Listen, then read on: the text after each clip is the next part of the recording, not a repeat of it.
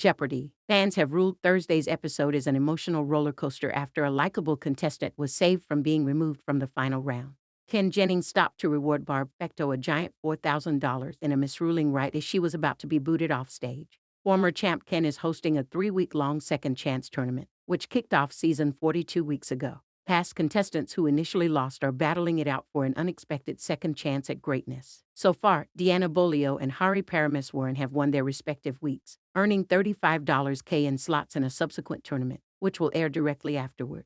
The Jeopardy! Special is now in its third and last two-part finals, so it was time to see who would join them. Barb, a high school librarian from Beverly, Massachusetts, faces data analyst and soon-to-be mom Jelana Carter from Dade City, Florida, and Mikkel Good, another high school librarian from Laguna Beach, California. Each advanced by winning their respective episodes earlier in the week.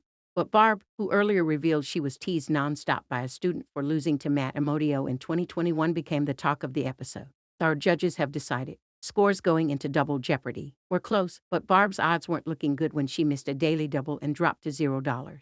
She struggled to get back on track but won over fans with her positive attitude. "You're killing me, Ken," she said as she landed on the last daily double. Another incorrect guess saw her lament, "What is, I gave it a shot."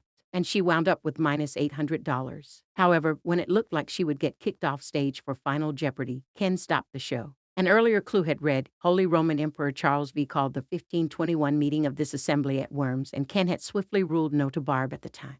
He then shared, "Before we hit Final Jeopardy, we have a change in scoring to announce, and it affects you, Barb. Our judges have decided that the Council of Worms is an alternate for the Diet of Worms that adds $4,000 to your score," he said with a giggle. "Yay, Worms," Barb exclaimed, so thrilled to still be in contention. Not only did she get to answer the last question, but she probably would have had no shot of winning the two-day total match otherwise. Scores going into Final Jeopardy instead saw Jelana at $19,200, Mikkel at $11,400, and Barb at $3,200. Final Jeopardy! Under Symphony's Reed, debuting at Carnegie Hall in 1893. It was written by a European living in New York and partly inspired by the Song of Hiawatha.